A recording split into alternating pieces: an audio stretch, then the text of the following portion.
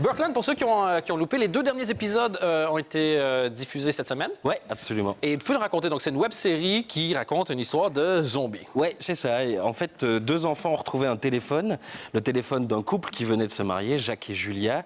Et dans ce téléphone, il y a une série de vidéos un peu inquiétantes de ce qui s'est passé dans le village de Birdland. Et en même temps, en parallèle, on suit Lou, une journaliste qui fait une enquête à partir des vidéos qui ont été retrouvées là-dessus. Et une vidéo où on retrouve notamment des traces d'invasion, de zombies, de virus. On ne sait pas trop ce que c'est. Vous êtes comme le zombie en chef. Oui, c'est ça. Vous êtes le master zombie. Oui, c'est ça. Je suis la meneuse de revue des zombies. C'est un peu ça.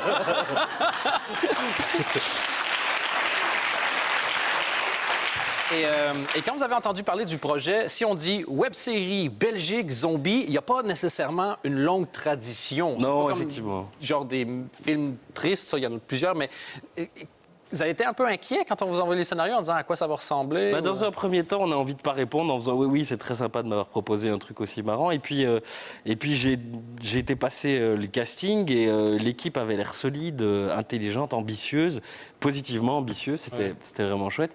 Et donc, ouais, on a foncé là-dedans en se disant.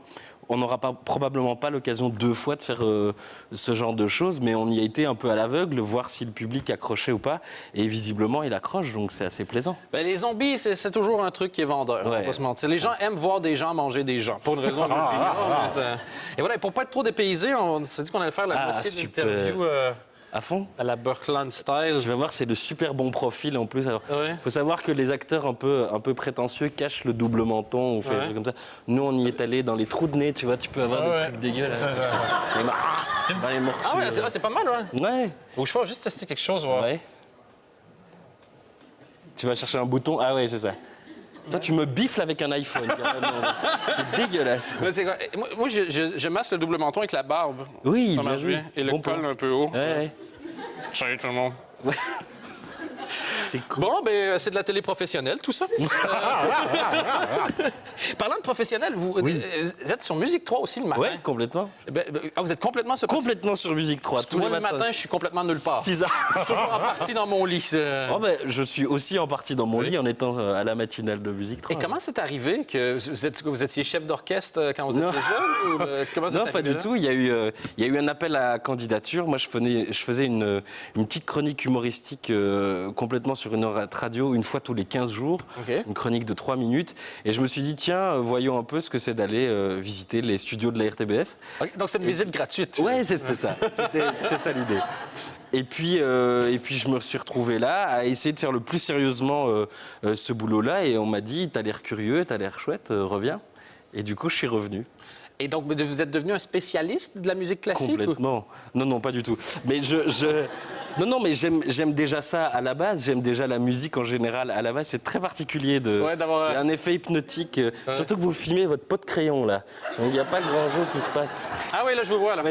Ça va être mieux comme ça. Je vais le mettre ici. Mais du coup, oui, c'était quoi la question? Je sais plus du tout. La question vous êtes touche avec le téléphone. Faut que j'arrête, ça me déconcentre. Bouge pas. Voilà. Je regrette de l'avoir tapé aussi fort. Vous êtes connu pour votre rire sur Musique 3, ce qui est à la fois chouette parce que ça veut dire que ça change un peu. De l'autre côté, si tu travailles sur Musique 3, est-ce qu'on retient de toi, c'est ton rire? C'est très chouette. On l'a entendu un peu et on est allé faire un petit montage de vos rires. Donc pour ceux qui ont loupé le Réal Céleste le matin sur Musique 3, écoutez comment ça sonne.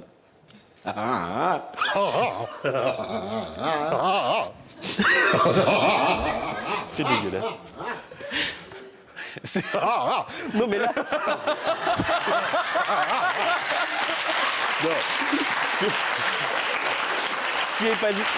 Je vous rassure, donc toute l'émission de la matinale, ce n'est pas que ça. Il n'y a pas mon rire en boucle, sinon ça devient inaudible. Mais oui, c'est un rire particulier, après, voilà. Et dans Birdland, pour revenir quand même là-dessus, qui se passe un instant, on peut tout revoir maintenant donc au complet. Ouais. Et le retour... Comment je peux dire ça? Je sais que vous ne pouvez pas tout dire, mais comment ça se termine? A priori, ça commence pas super bien. ça se termine pas super bien non plus. Et entre les deux? Entre les deux, c'est pas la forme. Mais tu sais quoi, ça donne envie d'aller voir. Ça c'est une chouette web-série belge, donc sur RTBF, vous pouvez voir l'intégrale aussi. Donc, Burkland, saison 1. Et s'il y a une saison 2, je vous dis pas s'il y a une chance d'être dans le casting ou pas. Je vous laisse avoir la surprise. Et sinon, si vous voulez en semi-zombie, tous les matins sur Musique 3. Réal, un tout grand merci d'avoir été avec nous. Merci Réal Cialès, mesdames, messieurs. Merci.